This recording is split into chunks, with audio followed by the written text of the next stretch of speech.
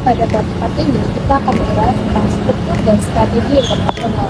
Ada beberapa tujuan pembelajaran dari bab ini. Yang pertama yaitu mempertimbangkan definisi alternatif dari perusahaan multinasional. Yang kedua, membiasakan membaca dengan penjelasan utama mengapa perusahaan melakukan ekspansi ke negara lain. Yang ketiga, mengkaji sejauh mana perusahaan-perusahaan telah tersebar secara global. Kemudian yang keempat, mengenal pengaruh utama terhadap strategi internasional dan beberapa pekerjaan penting dalam berbagai strategi yang diikuti oleh perusahaan multinasional. Pertumbuhan perusahaan multinasional tidak diragukan lagi menjadi salah satu kekuatan pendorong proses internasionalisasi. Perusahaan multinasional kini semakin mendominasi di banyak sektor industri, seperti otomotif, elektronik, dan minyak. Sementara itu, mereka juga mendominasi di sektor jasa, khususnya keuangan dan telekomunikasi. Besarnya skala operasi perusahaan multinasional memiliki dampak yang besar bagi negara dan bangsa. Nah, pada bab ini kita akan membahas tentang 4 isu terkait, dimulai dengan menjawab pertanyaan, bagaimana mendefinisikan perusahaan multinasional. Yang kedua, kita akan mengeksplorasi berbagai faktor yang dapat memotivasi para manajer senior untuk memperluas perusahaannya melintasi batas negara. Isu ketiga, yaitu kita akan membahas tentang sejauh mana perusahaan multinasional dapat menjadi bersifat global. Dan pada bagian terakhir bab ini, kita akan membahas tentang sifat strategi dan struktur di perusahaan multinasional. Penelitian yang dilakukan karya Coase 1937 yang kemudian dikembangkan oleh Williamson 1975 yang berargumentasi bahwa perusahaan didirikan untuk menghindari biaya transaksi yang terlibat dalam pertukaran pasar. Mereka mendefinisikan perusahaan sebagai alat untuk mengkoordinasikan produksi tanpa menggunakan pertukaran pasar. Dengan kata lain, perusahaan didefinisikan dalam kaitannya dengan kepemilikan organisasi produktif. Dari definisi perusahaan inilah muncul definisi perusahaan multinasional yang paling banyak digunakan. Banyak ekonom yang mengadopsi pendekatan Coasian dalam mendefinisikan perusahaan multinasional sebagai perusahaan yang koordinasi produksinya tanpa menggunakan pertukaran pasar, membawa perusahaan melintasi batas negara melalui investasi langsung. Fokusnya di sini adalah pada kepemilikan sah atas operasi di setidaknya 2 negara sebagai ciri yang menentukan apa yang dimaksud dengan perusahaan multinasional dalam definisi sempit. Sedangkan perusahaan multinasional dalam definisi luas menurut Cowling dan Sardan didefinisikan perusahaan multinasional sebagai sarana untuk mengkoordinasikan produksi dari satu pusat pengambilan keputusan strategis, di mana koordinasi ini membawa perusahaan melintasi batas-batas negara. Fokusnya di sini adalah pada pengendalian operasi produktif di setidaknya 2 negara dan bukan pada kepemilikan sah atas operasi produktif tersebut. Definisi yang luas memiliki keunggulan dibandingkan definisi yang sempit dalam dampak yang lebih luas yang memiliki perusahaan multinasional di seluruh rantai produksi. Beberapa perusahaan multinasional sangat bergantung pada subkontrak dan waralaba kepada pemasok atau pengecer. Namun definisi yang luas tersebut tidak begitu berguna dalam menilai kewajiban hukum. Misalnya, perusahaan multinasional pada umumnya tidak bergantung secara hukum atas kerusakan lingkungan yang timbul dari operasi subkontraktor. Dan mereka juga tidak bertanggung jawab atas kasus-kasus tindak pidana dalam pekerjaan yang terjadi pada subkontraktornya. Secara keseluruhan, definisi yang luas ini dapat menyoroti pentingnya pengendalian proses produksi dan penyediaan jasa lintas batas negara. Lalu selanjutnya motivasi untuk internasionalisasi. Keberadaan perusahaan multinasional atau MNC dilakukan sebagai langkah logis dalam perkembangan kapitalisme internasional. Seiring dengan evolusi ekonomi kapitalis, dari perdagangan komoditas hingga investasi portofolio, perusahaan akhirnya mendirikan operasi langsung di luar negeri. Motif yang mendorong adanya internasionalisasi perusahaan diantaranya seperti keinginan untuk mengamankan pasokan bahan baku, mengambil kendali langsung atas produksi, dan juga mencegah persaingan menguasai pasar. Perusahaan juga ingin mengakses adanya faktor produksi yang berbeda, seperti tenaga kerja yang murah di negara-negara berkembang. Lalu teori New International Division of Labor atau NIDL mengusulkan bahwa perusahaan-perusahaan dari negara-negara industri maju cenderung memindahkan produksi ke negara-negara berkembang untuk memanfaatkan perbedaan upah dan meminimalkan biaya produksi. Namun, pendekatan ini telah dikritik karena tidak memperhitungkan perbedaan produktivitas antar negara dan faktor-faktor lain seperti akses pasar. Konsep rantai nilai global memberikan penjelasan yang lebih baik tentang bagaimana proses produksi dikoordinasikan di berbagai negara. Ini menggambarkan bahwa perusahaan multinasional cenderung tetap melakukan operasi berketerampilan tinggi seperti desain, administrasi, dan pemasaran tetap pada negara-negara maju. Sebaliknya, untuk kegiatan operasi berketerampilan rendah tetap pada negara-negara berkembang. Baiklah, di sini saya akan menjelaskan materi selanjutnya. Salah satu motivasi utama bagi perusahaan untuk menjadi perusahaan multinasional adalah investasi pencarian pasar. Artinya, perusahaan ingin mengakses pasar baru dan memanfaatkan peluang bisnis di negara lain. Hal ini terutama terlihat dalam pola dominan investasi asing langsung atau FDI, di mana negara-negara dengan ekonomi pasar maju menjadi penerima utama FDI. Keunggulan kompetitif menjadi faktor kunci dalam bersaing dengan perusahaan nasional di pasar internasional. Perusahaan multinasional perlu memiliki keunggulan kompetitif yang tidak dimiliki oleh perusahaan di negara lain agar dapat bersaing secara efektif dengan perusahaan nasional di pasar-pasar yang mereka masuki. Manajemen sumber daya manusia atau MSDM dalam perusahaan multinasional memiliki peran penting dalam mengelola kebijakan ketenagakerjaan dan memastikan konsistensi di seluruh perusahaan. MSDM juga harus mempertimbangkan perbedaan budaya dan hukum ketenagakerjaan di berbagai negara. Selanjutnya, multinational corporation cenderung tetap terkonsentrasi di negara asalnya dan negara-negara tetangga. Hal ini dapat disebabkan oleh preferensi untuk mengoperasikan bisnis di lingkungan yang lebih dikenal, lebih mudah diatur, dan memiliki risiko yang lebih rendah. Selain itu, faktor-faktor seperti kebijakan pemerintah, infrastruktur, dan ketersediaan sumber daya juga mempengaruhi keputusan lokasi multinational corporation. Selanjutnya, perusahaan multinasional lebih memilih lokasi yang dekat dengan negara asalnya saat melakukan investasi asing. Ini bisa karena ada kemiripan dalam kebijakan bisnis, budaya, bahasa, atau regulasi di negara-negara tetangga yang membuatnya lebih mudah bagi multinational corporation untuk beradaptasi dan menjalankan operasinya. Selanjutnya ada model Uppsala. Model ini dikembangkan oleh para akademisi di Universitas Uppsala. Ide dasar di balik model ini adalah bahwa internasionalisasi perusahaan merupakan proses bertahap yang muncul dari serangkaian keputusan bertahap daripada beberapa lompatan besar ke depan. Hal ini dikarenakan perusahaan tidak memiliki pengetahuan dan sumber daya tentang beroperasi di sistem lain karena jarak psikis antara negara yang didefinisikan sebagai faktor-faktor yang mencegah atau mengganggu arus informasi antara perusahaan dan pasar. Selanjutnya ada penggunaan indeks transnasionalitas atau TII. TII digunakan sebagai alat untuk mengukur seberapa besar multinational corporation terinternasionalisasi dengan mencakup rasio penjualan, aset dan tenaga kerja luar negeri terhadap total penjualan, aset dan tenaga kerja. TII memberikan gambaran tentang sejauh mana MNC terhubung dengan negara asalnya dan sejauh mana mereka tersebar secara global. Materi selanjutnya adalah mengenai kedatangan perusahaan global. Ernst & Young mengklaim sebagai organisasi jasa profesional besar pertama yang membawa pendekatan tanpa batas ke pasar-pasar negara berkembang di CIS, India, Timur Tengah, Afrika, dan pasar-pasar yang sudah mapan di Eropa. Namun, klaim semacam itu harus ditanggapi dengan skeptis. Sebagai contoh, Philips Condit, mantan ketua Boeing pada tahun 1997, menyatakan visinya bahwa Boeing akan menjadi perusahaan global pada tahun 2016. Meskipun demikian, pada tahun 2015, hanya sebagian kecil karyawan Boeing yang bekerja di luar Amerika Serikat. Meskipun Boeing mungkin mendunia dalam penjualan, namun dalam beberapa aspek lainnya, perusahaan ini tetap berakar kuat di negara asalnya.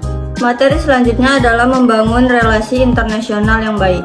Selama 2 dekade terakhir, sudah menjadi hal yang lumrah bagi para manajer senior perusahaan-perusahaan multinasional untuk menggambarkan organisasi mereka sebagai perusahaan global. Sebagai contohnya, sebuah pernyataan baru-baru ini di situs web GlaxoSmithKline berbunyi, sejumlah kekuatan penting mempengaruhi industri farmasi. Globalisasi pasar yang cepat, kemudahan komunikasi global, dan keberadaan kelompok talenta ilmiah dan komersial yang semakin internasional, dan mobile berarti bahwa perusahaan dapat melayani lebih banyak pasar dari lebih sedikit lokasi. Sementara pada saat yang sama, mereka memiliki pilihan yang lebih besar daripada sebelumnya tentang lokasi yang harus dipertimbangkan ketika memutuskan di mana akan menempatkan investasi baru. Pada intinya, Reich berpendapat bahwa kebangsaan tidak lagi menjadi konsep yang penting atau berarti dalam perusahaan multinasional besar.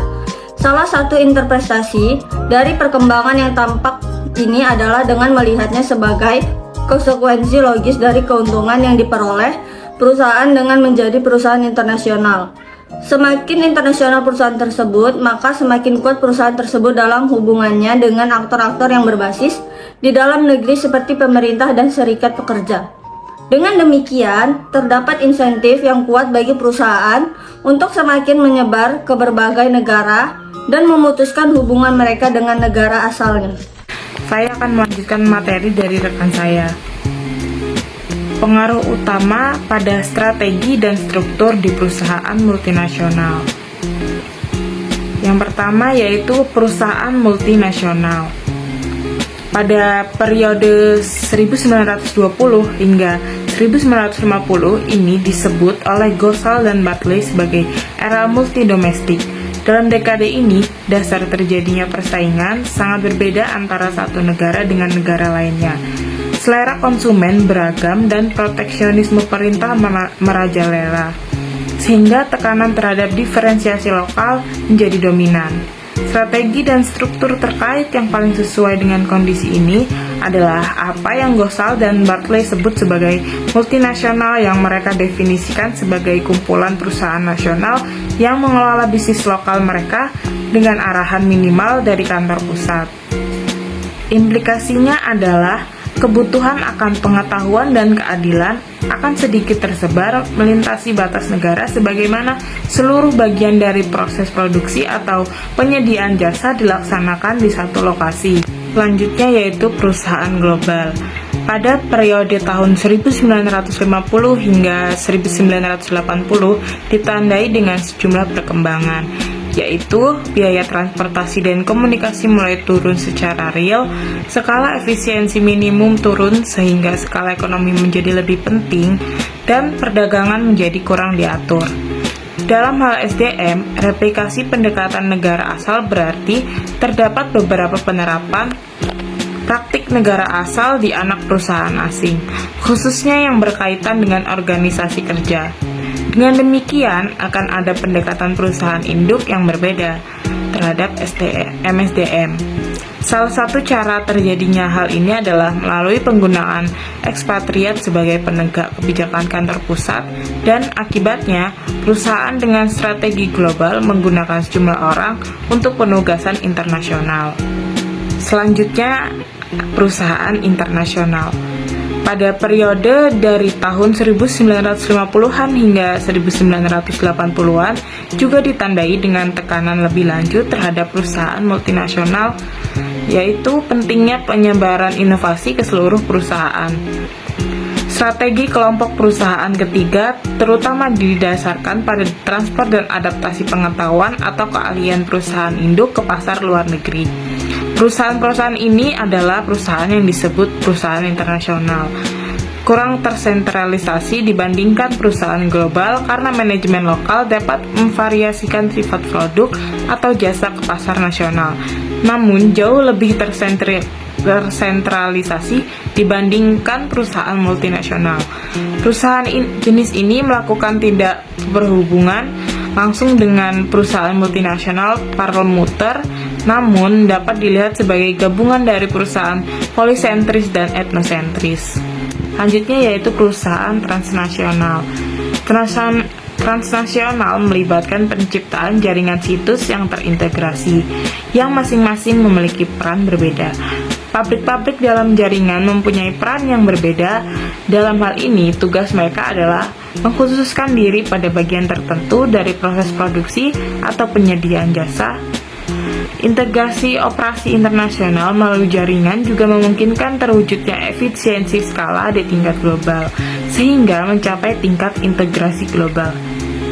Perusahaan transnasional dapat merespon ketiga tekanan utama terhadap perusahaan yang beroperasi lintas batas.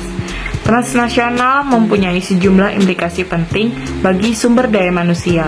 Praktik yang ada di tingkat pabrik sebagian akan mencerminkan inovasi di bagian lain dari jaringan.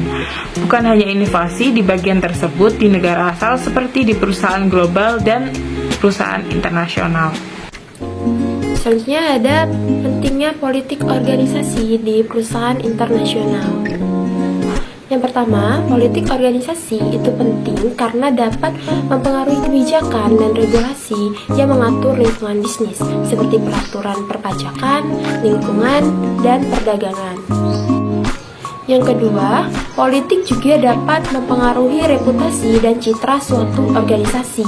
Suatu tindakan yang diambil oleh pemimpin atau pemilik perusahaan itu dapat memberikan tanggapan kuat dari masyarakat, pelanggan, dan pemangku kepentingan lainnya. Dan yang ketiga, politik juga dapat mempengaruhi budaya organisasi dan dinamika di dalamnya. Karyawan itu biasanya membawa tanggapan politik sendiri itu ke tempat kerja, sehingga dapat menciptakan ketegangan antar karyawan, mempengaruhi komunikasi, dan bahkan mengganggu produktivitas. Selanjutnya ada keterikatan strategi. Dalam konteks strategi organisasi, keterikatan strategi itu mengacu pada hubungan antara kebijakan politik dan strategi yang diambil oleh suatu perusahaan.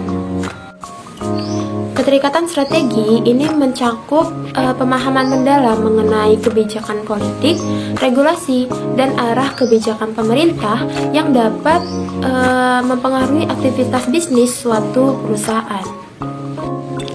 Dengan memahami dan merespons secara tepat terhadap perubahan kebijakan politik, maka organisasi itu dapat mengoptimalkan strategi mereka agar tetap relevan dan berkelanjutan di lingkungan yang terus berubah. Jadi kesimpulan pada bab ini yaitu membahas definisi perusahaan multinasional, motivasi internasional, orientasi global, dan dampak lingkungan eksternal, perubahan dalam sistem nasional, peluang globalisasi, dan tekanan inovasi mempengaruhi operasi perusahaan.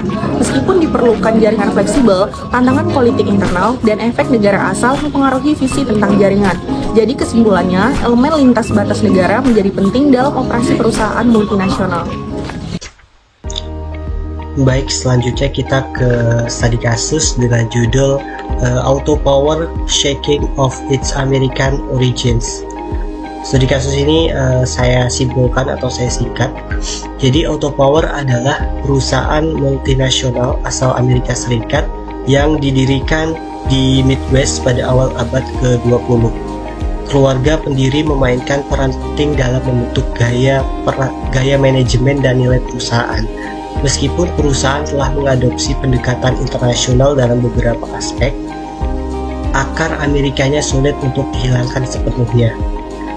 Pengaruh keluarga pendiri meluas ke operasi internasional, termasuk di Inggris, di mana perusahaan memiliki pendekatan konstruktif terhadap serikat pekerja. Auto Power juga telah mendorong keberagaman dengan menekankan pentingnya komposisi tenaga kerja yang mencerminkan komposisi etnis masyarakat di semua lokasi. Namun, tekanan eksternal dari lembaga keuangan telah membuat manajer senior lebih fokus pada anggaran dan target keuangan, mengurangi perhatian terhadap kebijakan SDM internasional. Upaya untuk melibatkan untuk perusahaan dalam pengambilan keputusan pun memiliki dampak terbatas, dan jaringan internasional di dalam perusahaan sulit untuk direalisasikan. Baiklah, akan saya lanjutkan dengan pertanyaannya. Pertanyaannya yakni apakah tidak dapat dihindari bahwa perusahaan multinasional akan menghadapi kesulitan dalam mencoba mewujudkannya? Jawabannya tidak. Tidak selalu dapat dihindari bahwa perusahaan multinasional akan menghadapi kesulitan dalam mencoba membuat pendekatan mereka yang kurang etnosentris. Beberapa perusahaan multinasional telah berhasil mengadopsi pendekatan internasional dengan memperhatikan keberagaman budaya dan konteks lokal di setiap negara di mana mereka beroperasi. Ini melibatkan rekrutmen dan pengembangan karyawan lokal, menghormati tradisi dan nilai-nilai setempat, serta melibatkan pemangku kepentingan lokal dalam pengambilan keputusan. Dengan komitmen yang kuat dan upaya yang berkelanjutan, perusahaan multinasional dapat mengurangi kecenderungan etnosentris dan mencapai pendekatan yang lebih inklusif dan adaptif secara global.